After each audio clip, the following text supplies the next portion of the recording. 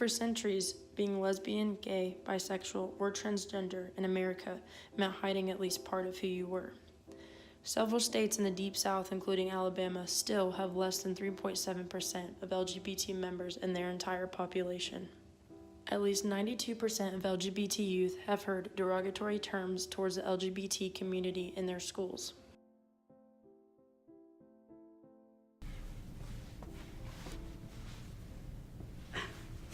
I am an artist. I am a Black woman.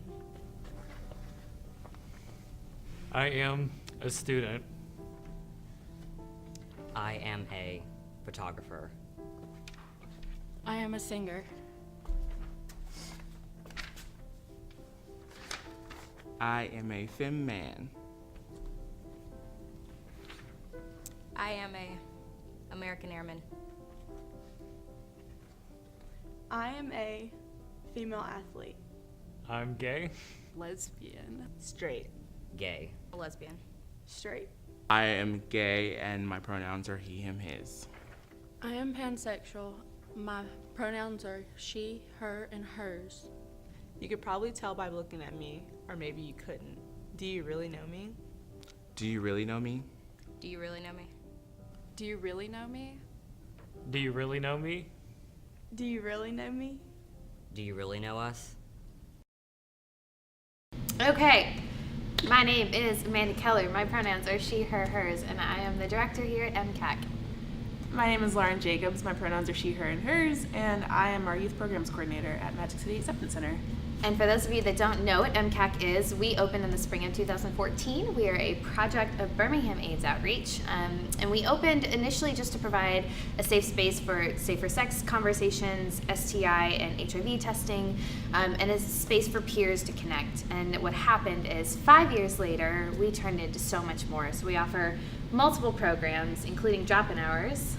Drop-in hours is a space for LGBTQ youth to meet one another and have that safe space to talk about gender and sexuality and coming out and family and mental health and safer sex and whatever else is folks are wanting to talk about. Growing up, I never had crushes on boys. I mean, I would try to, and my friends would, so I'd be like, oh yeah, I like this boy, like, he's cute, whatever. And then I found myself getting nervous around girls that I really genuinely liked, and I didn't know if it was like, you like them and you just want to be their friend, or you think they're cool, or you want them to like you. Like, I didn't know what it was. And as I got older, I was like, I think I actually like them, because I found myself hanging out with guys just doing, you know, playing sports or playing video games. Like, having an older brother, like, it was more of just, I liked hanging around guys, but I never developed crushes on them. I tried to force myself to like boys. I even tried to have a boyfriend, like things like that my friends were doing. I didn't want to be different. In like middle school, I figured out like I liked girls, but I was just scared because there was no outlet for me.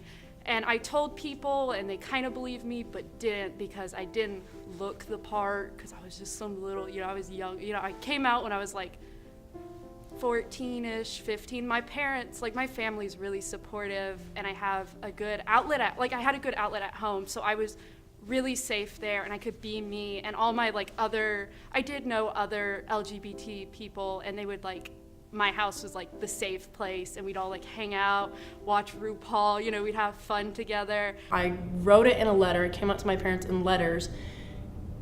And I remember the day. It was in January of my sophomore year.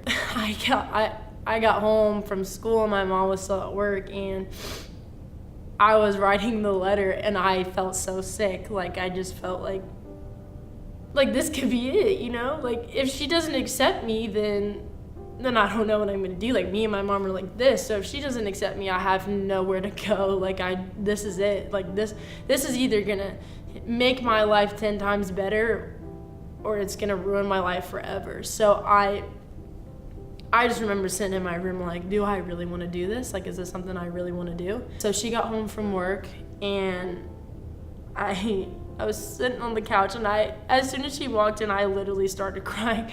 I started crying because I love my mom so much, and I didn't want to lose her over something that I couldn't control, you know? So I gave her the letter, and she was reading it, and I'm just bawling my eyes out on the couch. And, you know, of course she was like, you know, I still love you, and it's okay to be who you are. And honestly, she kind of knew just the way that I carried myself and just the way that I hung out with girls and the way that I didn't ever really like boys. She kind of knew.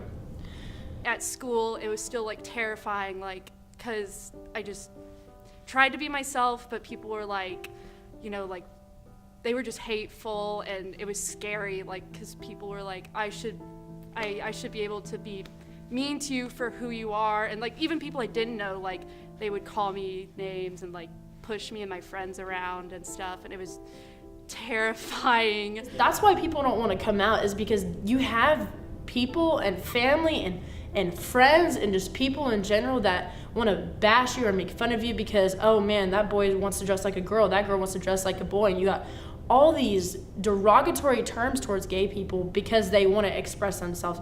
No one is bashing you for being straight, buddy. Like, you live your life, I'm gonna live my life. It shouldn't matter who you like and who I like. If you don't agree with how I'm living my life, that's perfectly fine. But there's no need for people to be mean. When you look at Alabama, things have gotten worse from 2015 to 2017. And what's weird to me about it is when you look at that and you see like it's something like 97% of LGBTQ students have heard gay used in a derogatory way, or that's so gay in the hallways and classrooms. When you look at that, to me, I'm like, not surprising. I just got super like depressed and stuff, and I was like, I gotta get out of Alabama, I gotta do something. But people deserve to be here if they want to be here, or if they can't afford to not be here, or if they just love Alabama and want to see it be better, it should be better for them. So we're really proud to be a part of that work. Being a lesbian in a Republican state is honestly like terrifying, and it's hard to meet other people like you. But when I got to Birmingham, I've been more accepted, and I've met other like people like me, because where I originally came from, I came from like the deep south, like Fairhope, and it was like taboo, and like I just kind of held it in. But like when I came to college, I just let myself grow as a person, and I'm happier. I've always been skeptical about Alabama as like a black man and as a gay man. So coming here, it was like, do you really want to go to Alabama? Like, do you really want to go to Birmingham? And so like my experience here, like I have friends, I definitely have friends, and I'm definitely like confident in myself. But like going around, you can see how the stigma of the LGBTQ community has been like dimmed down. And so you can see like there's not that many people that are really open here, and so it was just something that was changed for me since coming from Atlanta, like a city that's like so openly LGBTQ+.